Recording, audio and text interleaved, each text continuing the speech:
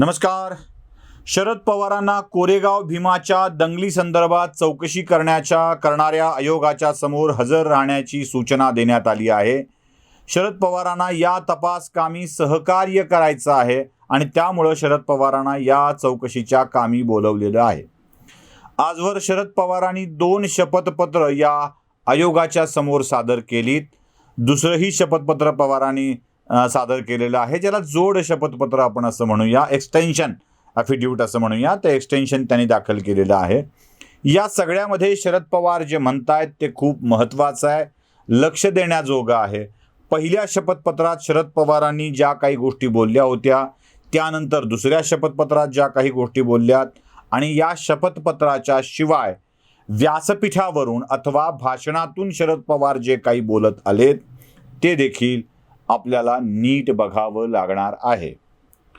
शरद पवारांनी पहिल्यांदा शपथपत्र दिलं आणि सांगितलं की सोशल मीडियातून म्हणजे व्हॉट्सअप, फेसबुक, ट्विटर या माध्यमातून अनेक अफवा, अनेक गैरसमज पसरविण्यात आले होते आणि यामुळंच ही दंगल घडली. शरद पवार यात आणखी एक महत्त्वाचा दावा करतात. पहिल्या शपथपत्रामध्ये ते म्हणतात की यात उजव्या म्हणजे हिंदुत्ववादी विचारसरणीचा हात असण्याची शक्यता नाकारता येत नाही. यातला उजवा हा शब्द जरा मला खटकतो. आपल्या देशात डावे आहेत आणि जे डावे नाहीत ते उजवे असं काही म्हणायचं आहे का? म्हणजे डावे नाहीत म्हणून उजवे असं नको, हिंदुत्ववादी विचारसरणी असंच आपण म्हणूया, कारण ती उजवी वगैरे अशी काही नसते, ती दोन्ही अंगानीची असते. त्यामुळं उजव्या विचारसरणीचा सहभाग नाकारता येत नाही असं म्हणत शरद पवार हिंदुत्ववाद्यांवर बोट ठेवतात आणि त्यासोबत या हिंदुत्ववाद्यांचे संबंध आहेत का हे तपासण्यासाठी पुरावे गोळा करण्याची जबाबदारी तपास यंत्रणांची आहे असं शरद पवार सांगतात. यात पवार डाव्याबद्दल एक अक्षरही बोलताना दिसत नाहीत. पुढे सरकार आणि यंत्रणा या दोन्हीचं अपयश असल्याचा दावा शरद पवार करतात. आश्चर्य वाटून घेऊ नका. ज्या वेळेला कोरेगाव भीमाचा असंतोष घडला होता, अशांतता परिस्थिती निर्माण झाली होती, तेव्हा महाराष्ट्रामध्ये भारतीय जनता पक्ष आणि शिवसेना यांचं संयुक्त सरकार होतं. त्यामुळं पवारांनी असं बोलणं त्यावेळेला स्वाभाविक होतं. पोलीस परिस्थितीवर नियंत्रण ठेवू शकले नाहीत असाही दावा त्यांनी केला आहे. त्यासोबत समाज माध्यमांवर देखील नियंत्रण असायला हवं अशी पुष्टीही पवारांनी जोडली होती. सांगेन गोष्टी युक्तीच्या 4 अशी सगळी ती पवारांची भूमिका होती. ते अशी आदर्शवादाकडे बघत हे नको व्हायला, ते नको व्हायला, असं नको व्हायला, हे छान असायला पाहिजे अशा स्वरूपाच्या सूचना करताना होते. CRPC आणि CPC मध्ये बदल करण्याची गरज असल्याचंही या शपथपत्रामध्ये पवारांनी सांगितलेलं होतं. 188 नुसार दाखल झालेल्या गुन्ह्यामध्ये ते एकतर नॉन कॉग्निजेबल असतात, NC असतात आणि त्यासुद्धा जामीनपात्र असतात. फार फार तर त्यांना 200 रुपयाचा दंड होतो. त्यापेक्षा हा दंड आणि शिक्षा अधिक वाढवावी, 6 महिन्यांपर्यंत कारावास करावा, 1000 रुपये तरी किमान दंड करावा अशा शिफारशी देखील या शपथपत्रात पवारांनी केलेल्या होत्या. पुढे एक्सटेन्शन ॲफिडेव्हिट पवारांनी सादर केलं आणि त्या एक्सटेन्शन ॲफिडेव्हिटमध्ये पवारांनी अचानक आपली भूमिका खूपच मवाळ अशा स्वरूपाची केली. पवार म्हणतात, हे काय घडतंय याविषयी मला व्यक्तिगतरित्या कोणतीही माहिती नव्हती. मला कोणावरही आरोप करायचे नाहीत. त्यासोबत 124A म्हणजे राजद्रोह या चा गुन्हा जो दाखल झाला आहे तो वापस घ्यायला हवा. याचा गैरवापर थांबविण्याची गरज आहे असंही पवार सांगतात. 124A पेक्षा UAPAचा कायदा आणि IPCची कलमं ही देशाविरुद्ध होणाऱ्या षडयंत्रांना रोखायला पुरेशी आहेत असंही पवारांना वाटतं. आता बघा, पवार या प्रकरणामध्ये जाना राजद्रोहाच्या गुन्ह्यामध्ये अटक झाली आहे त्याला अवैध म्हणतात. त्याच वेळी मातोश्रीच्या समोर केवळ उद्देश ठेवून घोषणा करणाऱ्या राणा दाम्पत्याला राजद्रोहाच्या गुन्ह्यामध्ये अटक होते, त्याविषयी पवार चकार शब्द बोलत नाही. आता पवारांनी यात कोणालाही दोष देणार नाही असं म्हटलंय, पण आपल्या भाषणात मात्र पवारांनी अनेकांना दोष दिले आहेत. त्यांनी संभाजी भिडे गुरुजी यांच्या भूमिकेवर शंका व्यक्त केली होती.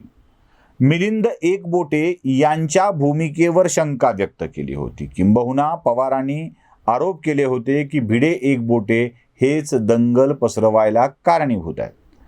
पवार थेट बोलले आणि पवारांचे चेलेही थेट बोलले होते. म्हणजे जितेंद्र आव्हाड असतील किंवा अन्य कोणी असतील, त्याने भिडे एकबोटे यांच्यावरच या सगळ्या दंगलीचं खापर फोडण्याचा प्रयत्न केला होता. म्हणूनच पहिल्या ॲफिडेव्हिटमध्ये पवार म्हणतात की उजव्या विचारसरणीचा हात असण्याची शक्यता नाकारता येत नाही, पण नंतर मात्र म्हणतात की मला कोणावरही आरोप करायचे नाही. ते पवार अशी अचानक सौम्य भूमिका का घेतात हाही प्रश्न माझ्यासमोर पडल्याशिवाय राहत नाही. राजद्रोहाच्या आरोपावरही पवारांची अशी दुटप्पी भूमिका आपल्याला दिसते. आणि त्याही पेक्षा मोठी गोष्ट म्हणजे कोरेगाव भीमाच्या आधी दंगल घडवण्यासाठीच केलेल्या एल्गार परिषदेमध्ये ज्या ज्या लोकांनी देशविघातक राष्ट्रविघातक भाषणं केली होती, एवढंच नव्हे तर महाराष्ट्राच्या अस्मितेवर घाला घातला होता, त्या सगळ्या लोकांनी ज्यांनी शिवाजीच्या उदात्तीकरणाचं पुस्तक लिहिलं होतं, म्हणजे शिवाजीचे उदात्तीकरण असं पुस्तकच लिहिलं होतं, त्यातल्या काय काय गोष्टी समोर जगाच्या आहेत ते देखील त्याने केलं होतं. आणि त्या सगळ्या लोकांच्या सोबत, म्हणजे ज्यांनी ज्यांनी हे केलंय त्या लोकांच्या सोबत राष्ट्रवादी काँग्रेसची माणसं दिसतात. अमोल मिटकरी तर उघड उघड त्या लोकांच्या सोबत आपल्याला दिसतात. त्याची छायाचित्र देखील तुम्ही बघत आहात. हीच ती लोक आहेत नक्षलवादी समर्थक, ज्यांनी हा दंगा पेटावा यासाठीची वातावरण निर्मिती केली, ज्यांनी शिवाजी महाराजांची बदनामी करणारी पुस्तकं एल्गार परिषदेमध्ये वाटली, ज्यांनी शरद पवारांनाही धिक्कारलं होतं. अशा सगळ्या नक्षलवादी माणसांना पवारांची लोक समर्थन देत होती आणि पवार या सगळ्या लोकांना आता पाठीशी घालायचा प्रयत्न करतायत. यातच मित्र हो सगळ्या गोष्टी सहजपणे आपल्याकडं येतात.